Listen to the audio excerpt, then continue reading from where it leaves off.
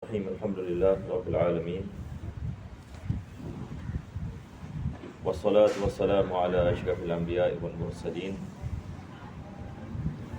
Sayyidina Muhammadin wa ala alihi wa sahbihi ajma'in.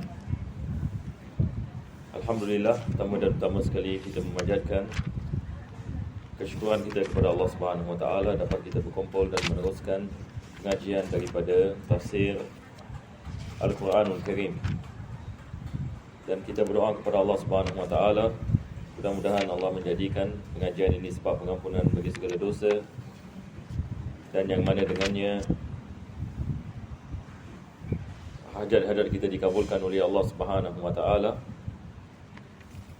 dan agar Allah memberikan kepada kita taufik dan hidayah yang mana dapat kita melaksanakan segala perintahnya dan meninggalkan segala larangannya. Dan mudah-mudahan Allah Subhanahu wa taala membukakan hati kita dengan kefahaman dalam agama dan memberikan kepada kita keimanan dan ketakwaan, dan matikan kita dalam husnul khatimah, dan mengumpulkan kita bersama Nabi kita sallallahu alaihi wasallam pada hari kiamat nanti. Amin ya rabbal alamin. Maka kita telah masuk di dalam tafsir surah Al-Maidah, dan kita masih berada pada ayat yang pertama dalam surah Al-Maidah. Sebelum kita meneruskan membicarakan tentang ayat-ayat ini, ada perkara yang saya nak terangkan berkenaan dengan Al-Quranul Karim. Sebab ini kita lihat Al-Quran ini disusun surah-surahnya. Dimulakan dengan surah Al-Fatihah, selepas itu datang suratul Baqarah, selepas itu suratul Nisa dan suratul Maidah. Pada pengajian yang lepas saya menerangkan kesinambungannya di antara surah Al-Fatihah dengan Al-Baqarah, dan Al-Baqarah dengan Ali Imran, dan Ali Imran dengan An-Nisa, An-Nisa dengan Al-Maidah. Yakni maksudnya ada sambungan daripada apa yang disebutkan oleh Allah Subhanahu wa taala daripada surah ke sebelumnya dan surah selepasnya. Ada lagi satu perkara yang perlu kita faham, perbezaan di antara turunnya Al-Quranul Karim dengan tertib Al-Quranul Karim. Yang ini apa maksudnya? Kalau kita lihat tertib dalam mushaf, dia berbeza dengan tertib nuzul dari Al-Quran. Sebab Al-Quran diturunkan kepada Nabi SAW selama 23 tahun, dan pada keadaan yang berbeza, pada masa yang berbeza. Jadi kalau kita menanyakan soalan, apakah ayat yang pertama sekali yang diturunkan kepada Nabi SAW? Adakah suratul Fatihah?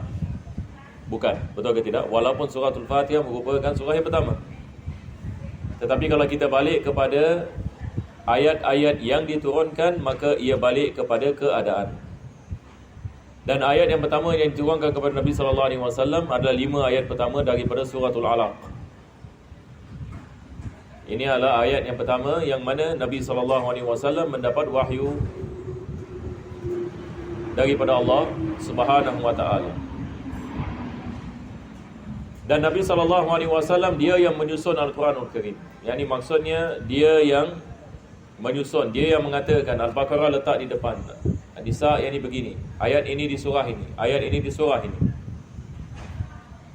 Nabi SAW melakukannya sebelum dia wafat.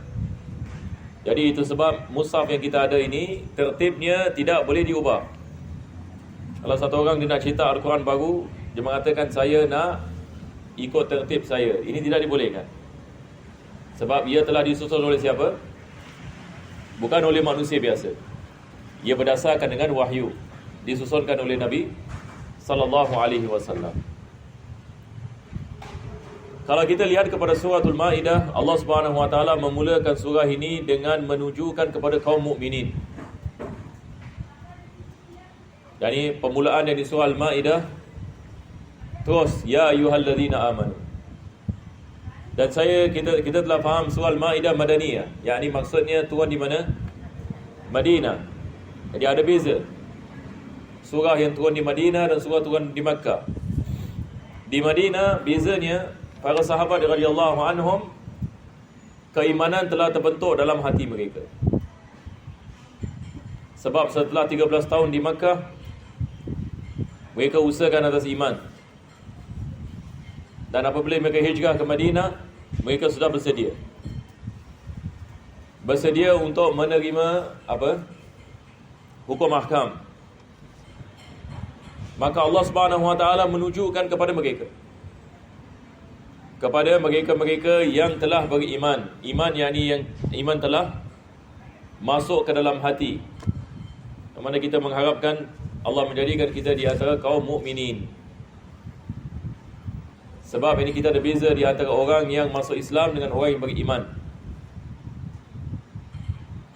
Ada orang yang dia masuk Islam, tapi mungkin dia masuk Islam dalam hatinya keimanan yang belum kuat lagi. Tetapi ada orang yang misalan, dia setelah masuk Islam, dia usahakan terus iman sehingga imannya terbentuk dan menjadi kuat. Walaupun yang ini dibunuh pun, dia tidak akan meninggalkan Islam. Jadi beza. Manusia keimanan berbeza antara satu dengan yang lain. Ada orang yang imannya seperti batu, ada orang imannya seperti gunung. Jadi iman ini dia menggalakkan kita dan mendorong kita melakukan amal. Maka Allah Subhanahu Wa Taala pertama sekali mengatakan aufu bil uqud. Wahai orang yang beriman, aufu bil uqud. Ini kita telah membicarakan pada pengajian kita yang lepas. Yakni uqud ini maksudnya adalah transaksi. Dalam Islam kita ada banyak jenis transaksi. Maka Allah mengatakan lakukanlah transaksi itu dengan amanah dan dengan syarat-syarat yang telah ditetapkan. Jadi kita hidup di atas muka bumi ini macam-macam transaksi yang kita ada. Bukan saja perjanjian, tetapi kita ada jual beli, kita ada faraid, kita ada pernikahan, kita ada banyak sekali transaksi di antara manusia dengan manusia. Maka Allah memerintahkan kita untuk kita melaksanakannya dengan betul dan melaksanakan tanggungjawab itu yang telah diwajibkan. Ini adalah daripada akhlak Nabi SAW, yang mana beliau apabila berjanji dan melakukan sesuatu perjanjian, maka beliau akan melaksanakannya dengan baik. Itu sebab kita lihat ramai orang yang dimasuk Islam zaman dahulu disebabkan dengan akhlak peniaga-peniaga Islam. Ini kita lihat orang Islam datang yang ini di Tanah Melayu misalnya, sebahagian daripada mereka melakukan perniagaan, tetapi disebabkan mereka membawa akhlak Nabi SAW, maka orang yang bukan Islam apabila melihat kepada akhlak Nabi, maka ini tertarik untuk mereka masuk ke dalam agama Islam. Ini adalah perkara yang pertama. Perkara yang kedua, Allah mengatakan uhillat lakum bahimatul an'am. Telah dihalalkan kepada kamu binatang-binatang ternakan. Yani ini seperti mana kita mafhum, ada binatang yang kita boleh makan, ada binatang yang kita tidak boleh makan. Ini kita belajar dalam ilmu fiqh. Binatang ada tinggal yang di darat, ada tinggal di lautan. Hukumnya berbeza. Islam meletakkan hukum ahkam. Bagaimana kita nak mengetahui binatang yang tinggal di darat ini boleh kita makan dan tidak boleh kita makan? Ada beberapa syarat. Pertama sekali, kalau sekiranya satu binatang itu dia ada taring, yang mana dia menggunakan taring itu untuk membunuh binatang lain, ini kita mengatakan tidak boleh makan. Kalau sekiranya dia mempunyai taring untuk memburu binatang yang lain. Perkara yang kedua, kalau dia mempunyai kuku, yang mana kuku itu boleh membunuh binatang yang lain, ini juga kita tidak boleh memakannya. Jadi kita tidak boleh makan singa, kita tidak boleh makan helang, sebab helang menggunakan kuku untuk memburu. Tapi kita boleh makan ayam. Tapi ada orang mengatakan ayam pun ada kuku. Macam mana ni sekarang? Ayam ada kuku ke tidak ada kuku? Ada. Akan tetapi kuku dia terlalu kecil, nak bunuh semut pun tak boleh. Betul ke tidak? Yang ini sebab kukunya kecil, bukan digunakan untuk memburu. Maka boleh kita memakannya. Jadi ini adalah binatang di darat. Binatang di lautan pula semua kita boleh makan, melainkan kalau ia mendatangkan kemudaratan ataupun ada racun. Tapi selain daripada itu, kita boleh memakannya. Ikan-ikan yang berada di lautan diboleh kita memakannya. Melainkan ada jenis binatang lautan, dia barma'i. Barma'i maksudnya dia tinggal di darat dan laut. Dia boleh tinggal dua alam. Macam katak. Katak tak boleh makan. Sebab katak ini macam botol pakai. Dia apa?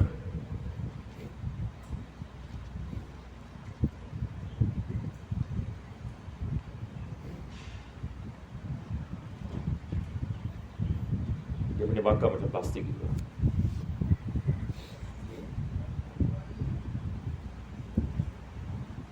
InsyaAllah. Jadi katak ini dia tinggal dua alam, tidak boleh kita makan. Lagi apa lagi binatang yang tinggal dua alam? Buaya. Buaya tinggal dua alam. Ulama kita berbeza pendapat yang ini berkenaan dengan penyu.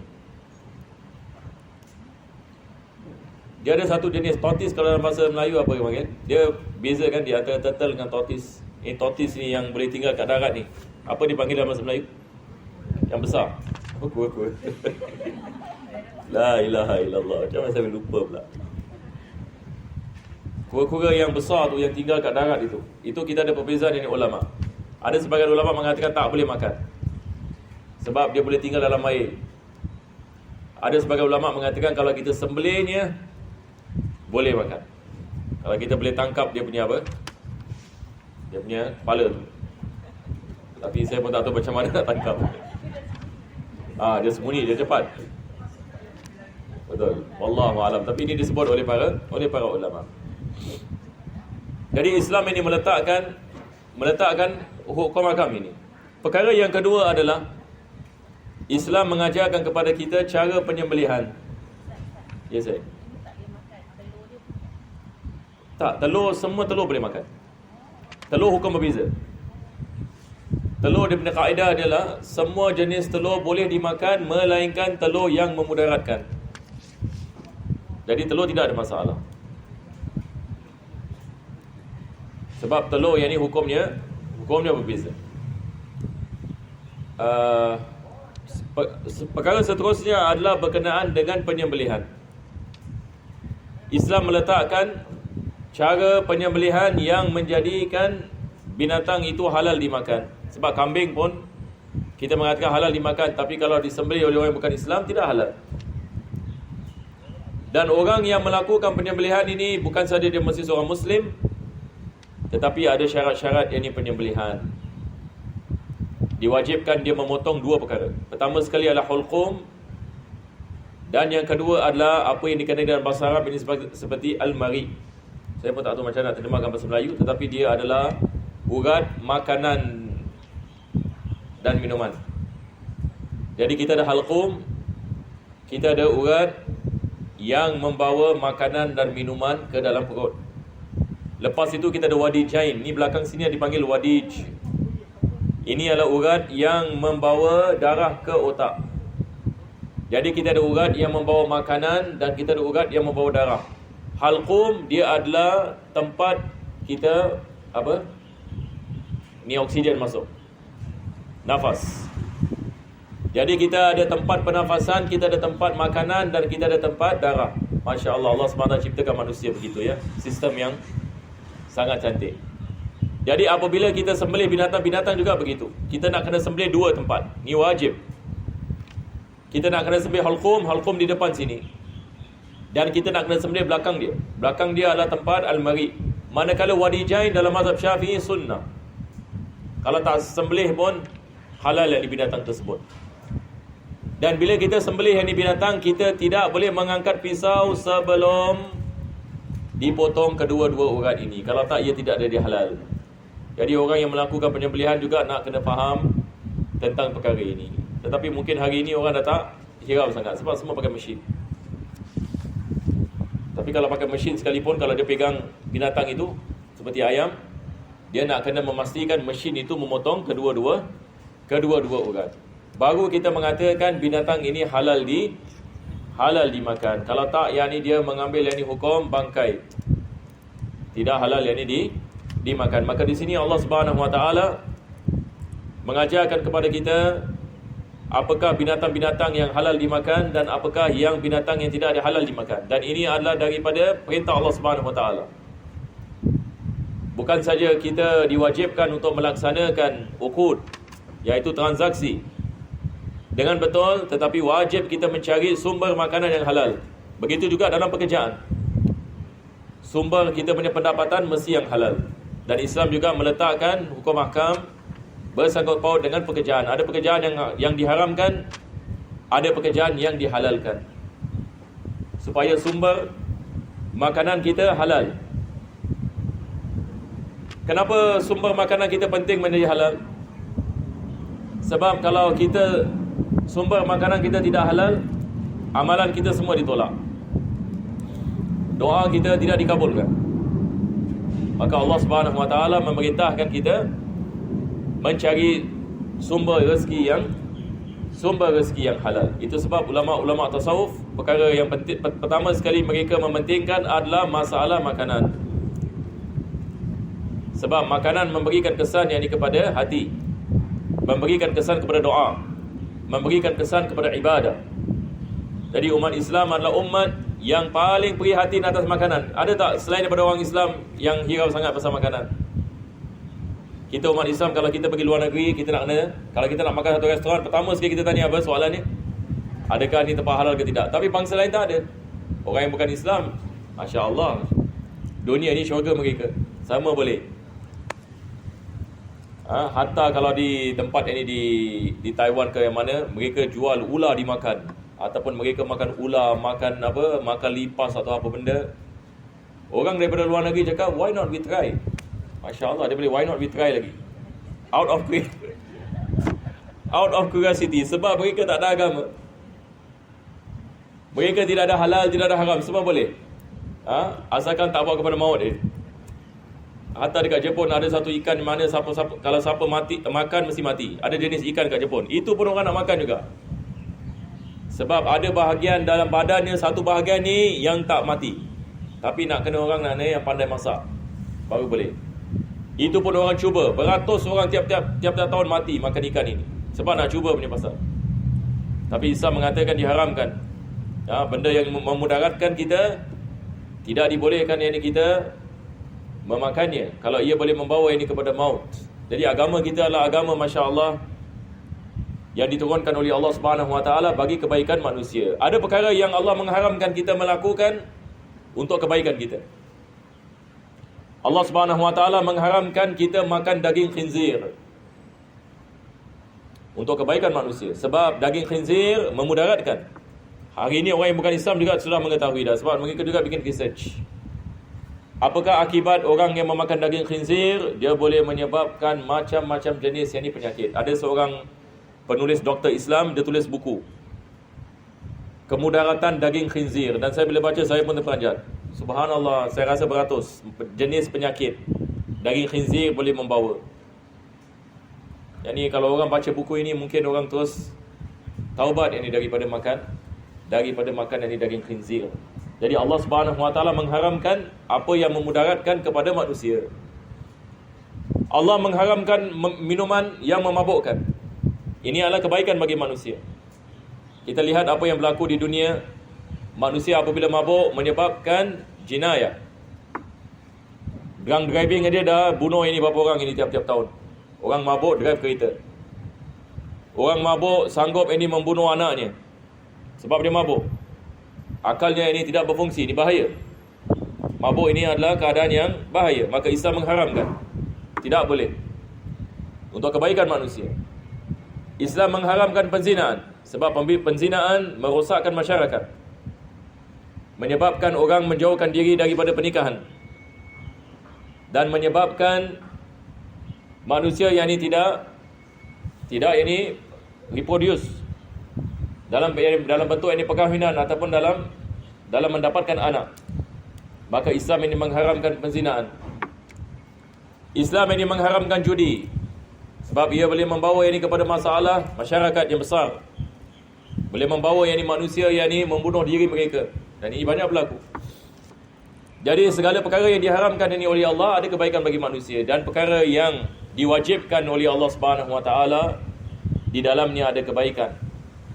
Perkara yang dihalalkan oleh Allah di dalamnya ada kebaikan. Kenapa Islam mengatakan mesti potong halqum dengan mari?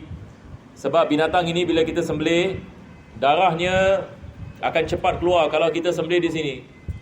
Tapi bayangkan kalau satu orang cocok di perut, darah keluar daripada, maka ini akan menyebabkan banyak darah tidak keluar daripada badannya. Ini boleh memudaratkan manusia apabila memakan dagingnya. Hatta yang ini penyembelihan, kita dalam Islam, kita boleh memahami kebaikannya. Hatta orang yang bukan Islam juga sembelih. Mereka juga mengetahui ini tentang perkara ini. Jadi Allah Subhanahu Wa Taala dia menghalalkan dan Allah mengharamkan. Apa yang dihalalkan oleh Allah ada kebaikan bagi manusia, apa yang diharamkan ada keburukan yang dibagi bagi manusia. Maka semua ini adalah kebaikan bagi manusia dan ujian atas keimanan. Akhirnya kita mengatakan dia adalah ujian. Ada makanan kita boleh makan, ada makanan yang kita tidak boleh makan. Ujian daripada Allah Subhanahu Wa Taala. Uhillat lakum bahimatul an'ami illa ma yutla alaikum ghaira muhillis saidi wa antum hurum. Jadi Allah mengatakan ada jenis binatang yang kamu boleh makan, ada jenis binatang yang kamu tidak boleh makan. Dan juga tidak dibolehkan kamu melakukan buruan apabila kamu berada dalam keadaan ihram. Satu orang ini kalau dia masuk dalam keadaan ihram, sama ada haji ataupun umrah, maka diharamkan ke atasnya untuk memburu binatang darat. Ini adalah perkara yang diharamkan oleh Allah Subhanahu Wa Taala. Innallaha yahkumu ma yurid. Allah mengatakan sesungguhnya Allah menghukumkan apa yang Dia kehendaki. Yani tidak ada perkara yang boleh memaksa Allah Subhanahu Wa Taala. Sebab Allah adalah Tuhan yang menciptakan segala-galanya, yang berkehendak atas segala-galanya, maka Dia melakukan segala-galanya ikut kepada kehendaknya. Tidak dipaksa dan tidak kerana selainnya, tetapi Dia melakukan segala-galanya dengan kehendaknya. Maka ini menunjukkan kehebatan Allah Subhanahu Wa Taala. Sebab Tuhan ini tidak boleh dipaksa. Kalau Dia dipaksa, maksudnya Dia bukan Tuhan. Maka Dia melakukan segala-galanya dengan kehendak. Dia mengatakan kun fayakun. Apa yang Dia berkehendak, itu yang akan berlaku. Jadi sebagai hamba Allah Subhanahu Wa Taala yang beriman, perlu kita memahami kewajipan kita mentaati akan perintah Allah Subhanahu Wa Taala dengan penuh keikhlasan. Sebab Allah Subhanahu Wa Taala Dia yang menciptakan kita dan Dia yang berkehendak hukum ahkam yang dikenakan ke atas kita. Jadi apabila kita melaksanakannya dengan penuh keikhlasan, hanya sahaja kerananya, dan dengan penuh ini harapan, maka ini yang disayangi oleh Allah Subhanahu Wa Taala. Itu sebab Nabi kita SAW melarang kita banyak soal. Kenapa ini haram? Kenapa halal? Kenapa begini? Kenapa begini? Tetapi apa yang penting adalah bagaimana kita nak menerima segala yang dihukum Allah Subhanahu Wa Taala dengan rela hati, dan melaksanakan perintahnya dengan rela hati untuk mendapatkan keredaannya, dan dengan husnuzan, dengan sangka baik bahawasanya ini adalah bagi kebaikan ke atas kita. Dan ujian yang datang daripada Allah Subhanahu Wa Taala juga memerlukan kepada husnuzan. Allah ini sedang menguji kita dan nak mengampunkan dosa kita, dan Dia memerintahkan kita, dan Dia melarang kita. Maka manusia yang beriman adalah manusia yang melaksanakan perintah Allah dengan penuh rela hati, dan meninggalkan larangan Allah Subhanahu Wa Taala dengan rela hati. Ini adalah tanda iman. Betul ke tidak? Bagaimana yang ini kita nak mengetahui seorang itu beriman ke tidak? Apabila dia melaksanakan perintah. Yang ini keimanannya mendorongnya melaksanakan apa yang diperintahkan. Ini menunjukkan keimanan yang sudah terbentuk. Yakni dia dapat melaksanakan apa saja untuk mendapatkan keridaan Allah Subhanahu wa taala. Selepas itu Allah Subhanahu wa taala meneruskan sekali lagi mengatakan ya ayyuhalladzina amanu. Ini sekali lagi ayat ini ditujukan kepada siapa? Kepada mereka yang beriman. Jadi daripada ayat yang pertama apa yang kita telah belajar? Kita telah mempelajari kepentingan pertama sekali, kepentingan iman. Perkara yang kedua, usaha atas iman supaya iman kita terbentuk dalam hati. Perkara yang ketiga, agar iman kita dapat mendorong kita melaksanakan hukum ahkam Allah Subhanahu wa taala dengan rela hati, dengan ikhlas untuk mendapatkan keredaannya. Ini adalah jalan kejayaan. Jalan yang ini kejayaan adalah iman kepada Allah dan melaksanakan perintah Allah dengan ikhlas dan rela hati. Maka barang siapa yang melakukan perkara ini, dia akan mendapatkan kejayaan di dunia dan kejayaan di akhirat. Jadi sebenarnya agama Islam ini mudah. Kalau kita lihat, nak faham tidak susah. Yang penting adalah iman, kita beriman. Dan kita sanggup berkorban, melaksanakan apa yang diperintahkan, melawan hawa nafsu kita, dan melaksanakan perintah-perintah Allah Subhanahu wa taala, meninggalkan larangan Allah, ikut kepada cara Nabi Muhammad SAW. Ini adalah Islam. Mudah-mudahan Allah Subhanahu wa taala memberikan kepada kita kemudahan. Amin ya rabbal alamin. Sekarang kita lihat ini kepada ayat yang kedua. Ya ayyuhalladzina amanu la tuhillu sya'airallah. Janganlah kamu menghalalkan apa yang Allah mengharamkan. Jadi kita lihat agama Islam ini, kita ada had. Ada had yang dibagi tiap-tiap perkara. Allah Subhanahu wa taala menghalalkan jual beli. Dan Allah Subhanahu wa taala mengharamkan penipuan dalam jual beli. Yani kita boleh melakukan jual beli, akan tetapi tidak dibolehkan kita menipu dalam jual beli. Maka apabila kita menipu dalam jual beli, maka kita telah melanggar had yang Allah Subhanahu wa taala. Tetapi bagaimana pula kalau satu orang itu menghalalkan apa yang diharamkan? Ini adalah perkara yang bahaya. Dan ini juga berlaku. Hari ini bukan saja kita mengatakan manusia melakukan apa yang diharamkan oleh Allah, tetapi lebih dahsyat lagi adalah manusia menghalalkan apa yang diharamkan oleh Allah. Yani bukan sahaja dia melakukan apa yang diharamkan oleh Allah, tetapi dia melakukannya dalam keadaan dia menyangkakan ini adalah perkara yang halal. Maka di sini dia bercanggah dengan iman. Dia bercanggah dengan keimanan kepada Allah Subhanahu wa taala. Maka di sini Allah mengatakan janganlah kamu menghalalkan apa yang diharamkan oleh Allah Subhanahu wa taala. Penzinaan adalah perkara yang diharamkan, tidak boleh kita menghalalkan. Minum arak adalah perkara yang diharamkan, tidak dibolehkan kita menghalalkan. Dia boleh menyebabkan iman kita keluar daripada hati terus. Dia boleh membawa kepada kekufuran. Dan hari ini kita lihat apa yang berlaku di masyarakat dunia. Sama ada di Singapura ataupun luar daripada Singapura. Kadang-kadang kita dengar ada orang yang ini mengatakan arak dihalalkan. Ada orang yang ini baru-baru ini mengatakan sodomi dihalalkan. Banyak ini perkara. Riba yang ini dihalalkan. Begitu juga hijab ini tidak wajib. Betul tak? Kita dengar perkara yang ini hairan bin ajaib ini zaman sekarang.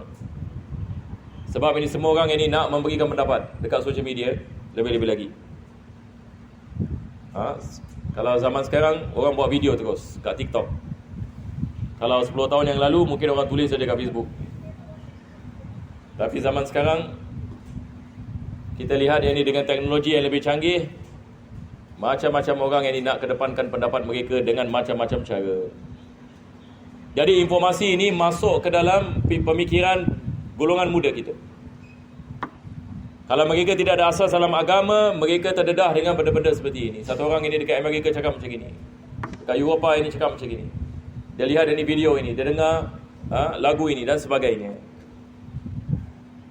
Jadi penting ini hari ini untuk kita berpegang kepada agama Allah Subhanahu Wa Taala. Kalau tak, ini ditakuti kita tenggelam dalam arus yang mendatang ini. Maka Allah Subhanahu Wa Taala memerintahkan kita jangan kita menghalalkan apa yang diharamkan ini oleh Allah Subhanahu Wa Taala. Begitu juga Allah mengatakan wala syahral harami walal hadiya walal qala'id. Janganlah kamu menghalalkan bulan-bulan yang diharamkan. Apa maksudnya?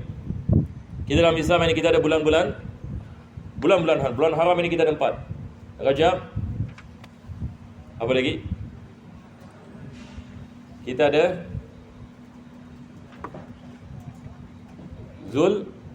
Zulqa'dah. Lepas itu Zulhijjah dan Muharram. Ini 4 bulan. 4 bulan ini diharamkan umat Islam melakukan peperangan, memulakan peperangan, melainkan kalau diserang.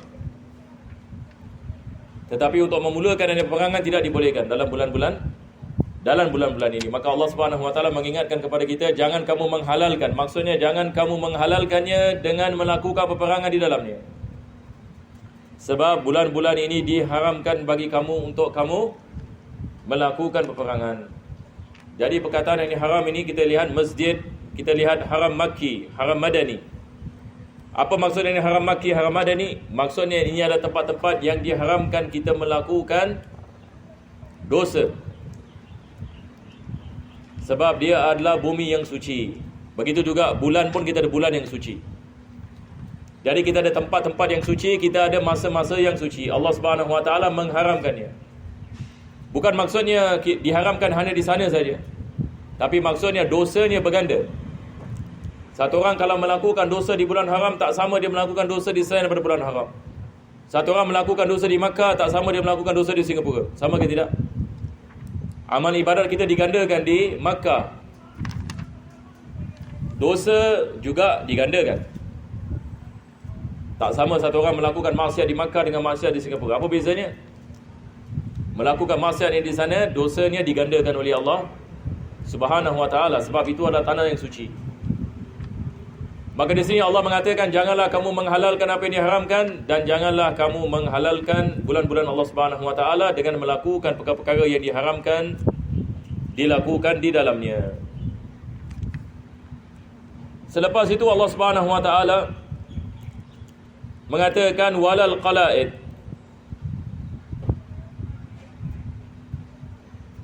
Dan juga janganlah kamu mengharamkan qala'id. Apakah yang dimaksudkan dengan qala'id? Zaman dahulu, apabila mereka nak melakukan sesuatu sebagai hadiah kepada Masjid Al-Haram, ini hatta pada zaman jahiliyah, mereka akan bawa binatang-binatang mereka. Dan mereka niat supaya binatang ini sebagai hadiah kepada Kaabah. Maka di sini Allah Subhanahu Wa Taala mengatakan, janganlah kamu mengharamkan qala'id. Maksudnya binatang-binatang yang diniatkan sebagai hadiah bagi Masjid Al-Haram. Jadi zaman dahulu mereka memanggilnya qala'id. Kenapa? Sebab mereka mengikat binatang ini dengan ikatan yang dikenali binatang ini hadiah bagi Kaabah. Sebab asal qala'id ini dia daripada qiladah. Qiladah ni rantai. Jadi mereka akan ikat binatang-binatang itu dengan jenis ini ikatan yang membezakan dengan binatang yang lain, dan manusia mengetahui ini adalah binatang yang diberikan hadiah kepada Kaabah. Maka Allah Subhanahu Wa Taala mengatakan janganlah ini kamu mengharamkannya. Janganlah kamu mengharamkan. Sebab kita dalam haji misalnya, kita ada apa? Satu orang ini kalau melakukan sesuatu yang diharamkan dalam ihram, diwajibkan dibayar dam. Dari dam yang dia sembelih, yang ini binatang, selepas itu dia memberikan dagingnya kepada siapa? Kepada orang miskin di tanah haram. Dia memberikan ini kepada orang miskin yang ini di tanah haram. Nah. Maka Allah Subhanahu wa taala mengatakan wala syahrul haram wala hadiya wala qala'id. Tadi saya dah sebut ini al-hadiyah. Al-hadiyu, perkataan al-hadiyu adalah binatang-binatang asalnya adalah binatang-binatang yang disembelih apabila seseorang itu melakukan manasik. Kita panggil binatang ini adalah hadiyun. Yang ini seseorang melakukan ibadat umrah, melakukan ini ibadat haji, maka binatang-binatang yang disembelih ini bagi hari raya korban sebagai misal, ini adalah hadiyun. Al-qala'id, seperti mana saya mengatakan, dia adalah binatang-binatang yang disembelih sebagai yani hadiah, diberikan yani kepada mereka-mereka di kawasan tanah haram. Jadi kita ada hadiyun dan kita ada qala'id. Allah Subhanahu wa taala mengatakan janganlah kamu mengharamkannya. Sebab perkara ini diamalkan hatta di jahiliyah, sebelum datang Nabi SAW mereka melakukan ini. Tetapi ia tidak ada percanggahan dengan agama kita. Sebab kita harus faham, orang Arab jahiliyah ini mereka mewarisi agama daripada siapa? Daripada Nabi Ibrahim AS. Tetapi masalahnya adalah mereka mengubahkannya. Tetapi ada perkara yang asli. Ada perkara yang asli daripada agama. Maka Allah mengatakan janganlah kamu mengharamkan segala-galanya. Sebab ada daripada amalan-amalan, walaupun ia diamalkan oleh Arab jahiliyah, akan tetapi dia ada asal dalam Islam. Lagi satu misal yang biasa kita dengar adalah berkenaan Safa dan Marwah. Orang Arab jahiliyah juga mereka melakukan Safa dan sa'i, melakukan sa'i. Mereka juga melakukan sa'i seperti mana kita melakukan, berjalan daripada Safa ke Marwah. Tetapi zaman dahulu apa mereka buat? Mereka letak bahala. Mereka letak bahala dekat atas bukit Safa, bahala dekat atas bukit Marwah. Bahala itu terkenal. Jadi apabila naik kepada Safa, mereka sembah bahala dulu, baru jalan. Sampai Marwah, sembah bahala. Lepas itu pulang jadi ke Safa. Jadi apabila Allah Subhanahu wa taala memerintahkan umat Islam melakukan sa'i, ada sahabat-sahabat berat nak melakukan sa'i.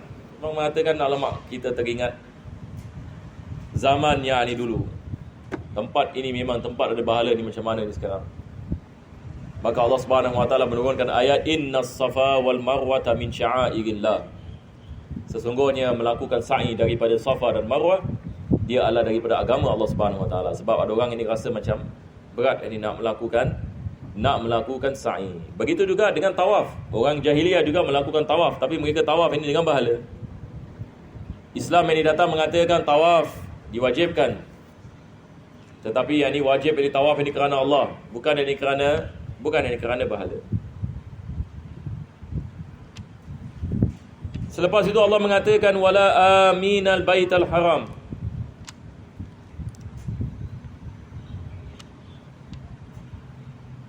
Ya, ini Allah mengatakan janganlah kamu menghalalkan peperangan dengan mereka-mereka yang datang yakni ke Masjidil Haram untuk melakukan manasik.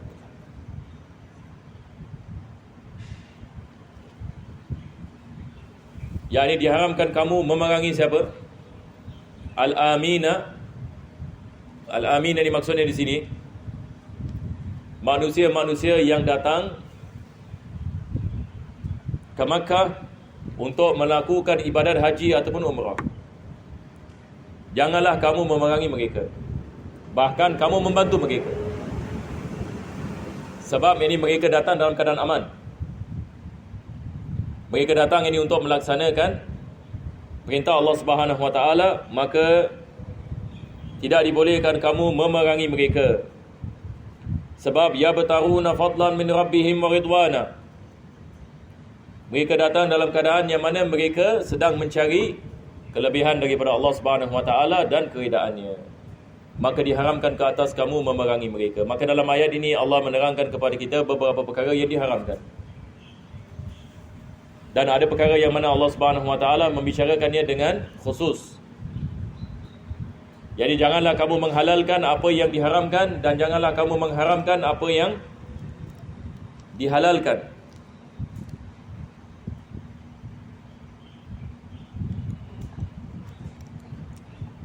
Mudah-mudahan Allah Subhanahu Wa Taala memberikan kepada kita taufik dan hidayah.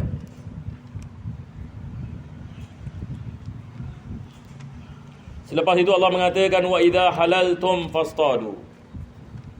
Apabila kamu telah menjadi halal, maka burulah. Apa maksudnya? Apabila kamu telah menjadi halal, bukan halal dimakan ya. Maksudnya bukan dalam keadaan ihram. Sebab tadi Allah mengatakan diharamkan kamu memburu dalam keadaan ihram. Jadi apabila kamu bukan dalam keadaan ihram, maksudnya kamu dalam keadaan halal. Fastadu, yakni dibolehkan kamu melakukan buruan. Jadi buruan hanya diharamkan apabila kita berada dalam keadaan dalam keadaan ihram. Mungkin zaman sekarang orang menyangkakan siapa nak melakukan buruan dalam keadaan ihram. Kita di Singapura mungkin kita tak terlintas dalam fikiran kita. Tapi zaman dahulu, mereka nak melakukan haji, mereka nak kena tempuh misalan 2,000 kilometer berjalan kaki. Jadi dalam masa 2,000 kilometer zaman dahulu, mungkin zaman bukan macam kita. Kita kalau kita nak travel 2,000 kilometer naik highway, biasanya ada rest and relax punya tempat kan. Kita boleh ada tempat orang jual. Tapi zaman dahulu yang ni padang pasir. Satu orang kalau nak tempuh padang pasir, dia nak fikir 10 kali macam mana nak makan. Misalan kalau perjalanan yang memerlukan kepada 10 hari misalan, dia mesti ada apa? Dia mesti ada dia punya apa? Bekalan. Tapi kalau dah habis ini bekalan macam mana? Jadi biasa mereka akan melakukan buruan. Betul ke tidak? Mereka memburu. Tapi sekarang kalau mereka sudah masuk dalam keadaan ihram, diharamkan mereka memburu. Diharamkan mereka melakukan buruan. Jadi zaman dahulu bila mereka safar, buruan ini perkara yang biasa. Tapi zaman sekarang keadaan berbeza. Betul ke tidak? Jarang ini kita akan lihat ini orang akan melakukan buruan. Sebab orang yang tinggal 2,000 kilometer daripada Makkah sekalipun naik kapal terbang terus hari sampai Jeddah, apa lagi nak buru? Betul tak? Kadang kapal terbang semua makanan ada. Ataupun ada orang misalnya naik bas. Naik bas pun sama juga. Naik highway, ada tempat ini yang mereka dapat makan dan sebagainya. Jadi zaman ini berbeza. Tetapi dalam masa yang sama juga ada sebahagian orang di sebahagian negara yang mungkin akan melakukan sedemikian. Betul ke tidak? Sebab mereka hidup misalnya di padang pasir dan sebagainya, tidak ada bas ataupun orang miskin. Maka di sini Allah Subhanahu Wa Taala mengatakan diharamkan yang melakukan buruan selagi mana seseorang itu dalam keadaan ihram. Selepas itu Allah mengatakan wala yajrimannakum syana'anu qaumin an saddukum 'anil masjidil haram. Yani janganlah menjadikan kebencian kamu kepada satu kaum untuk kamu menghalang mereka daripada memasuki Makkah. Janganlah menjadikan kebencian kamu kepada satu kaum, menjadikan kamu melarang mereka daripada masuk yakni ke dalam Masjid Al-Haram. Tapi lil asaf hari ini berlaku kan. Ada sebahagian negara kena ban. La ilaha illallah. Disebabkan politik. Ban. Semua rakyat tak boleh bikin umrah, tidak boleh bikin haji. Haram ini perkara ini. Maka Allah Subhanahu Wa Taala mengatakan tidak dibolehkan orang yang bertanggungjawab ini atas Hijaz, Makkah dan Madinah. Sebab ini adalah tempat umat Islam melakukan haji dan umrah. Tidak dibolehkan yakni kita melarang orang yang ini untuk memasukinya. Maka ini adalah daripada perintah Allah Subhanahu Wa Taala, walaupun yang ini ada kebencian dengan sebab-sebab yang tertentu. Maka kita lihat dari Islam memerintahkan kita melaksanakan keadilan. Dalam ayat yang lain Allah mengatakan janganlah kamu menjadikan kebencian kamu terhadap satu kaum untuk tidak berlaku adil. Maka Allah mengatakan fa'dilu, hendaklah kamu berlaku adil walaupun terhadap mereka-mereka yang benci yang kamu benci terhadap ini mereka. Jadi insya-Allah ini kita berhenti di sini.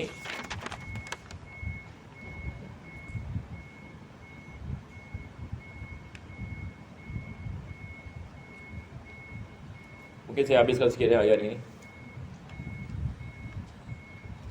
Jadi Allah Subhanahu Wa Taala mengatakan selepas itu, dan ayat sambungan daripada ayat ini kita lihat, biasa kita dengar kan dalam ceramah-ceramah kuliah-kuliah. Ayat ini adalah wa ta'awanu 'alal birri wat taqwa. Yani Allah mengatakan hendaklah kamu membantu satu dengan yang lain atas kebaikan dan ketakwaan. Wala ta'awanu 'alal ismi wal udwan. Janganlah kamu membantu satu dengan yang lain dengan dosa dan apa kita mengatakan ini pemusahan. Wattaqullah, bertakwalah kepada Allah, innallaha syadidul iqab. Hukuman Allah Subhanahu Wa Taala itu sangat berat. Jadi insya-Allah pada pengajian kita yang akan datang kita akan bicarakan ayat wa ta'awanu 'alal birri wat taqwa. Mudah-mudahan Allah Subhanahu Wa Taala menjadikan kita di kalangan mereka-mereka yang beriman dan bertakwa. Dan kita berdoa agar Allah Subhanahu Wa Taala sentiasa menjaga kita daripada segala musibah, daripada segala bala dan wabak, dan memberikan kepada kita kebaikan di dunia, kebaikan di akhirat, kebahagiaan di dunia dan kebahagiaan di akhirat dengan barakah Al-Quranul Karim. Mudah-mudahan Allah Subhanahu Wa Taala memberikan kepada hati-hati kita ketenangan dan iman dan ketakwaan dan sakinah dan waqar, dan memberikan kepada kita husnul khitam. Amin ya rabbal alamin. Ada siapa yang ada soalan?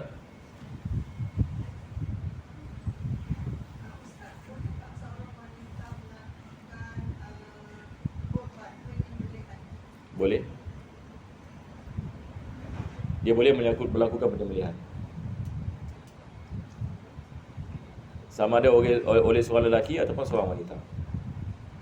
Ya. Wanita juga boleh memburu. Boleh melakukan buruan. Syaratnya bukan lelaki, tetapi syaratnya mesti muslim. Yang penting dia muslim. Kita dalam mazhab Imam Syafi'i tidak wajib ucap bismillahirrahmanirrahim, tapi sunnah. Berbeza dengan mazhab Hanafi. Mazhab Hanafi mewajibkan. Mazhab Hanafi mewajibkan basmalah apabila menyembelih binatang. Kalau tak halal. Jadi kesian orang Hanafi tinggal kat Singapura ya.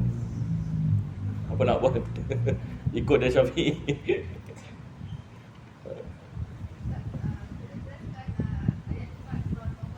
Masya Allah. Oh, tiba-tiba kita lompat ke talak ya. Iddah, kalau wanita dalam keadaan iddah, maksudnya kalau dia diceraikan. Wanita kalau dia diceraikan, dia kena lihat kepada keadaan wanita. Kalau sekiranya dia ada haid, iddahnya adalah 3 kali suci daripada haid. Kalau dia tidak ada haid, dia 3 bulan. Kalau dia hamil, nak kena tunggu sampai anak dia dilahirkan. Jadi dia punya iddah berbeza. Ya. Itu adalah iddah wafa, itu beza. Itu 4 bulan 10 hari. Iddah wafa dia adalah 4 bulan 10 hari. Dia berbeza dengan iddah talak. Sebab iddah ada 2 jenis. Kita ada iddah talak dengan iddah wafa. Jadi iddah wafa maksudnya kalau suami meninggal dunia. Suami meninggal dunia, isteri dalam keadaan iddah 4 bulan 10 hari. Jadi dia adalah perkara yang ini berbeza.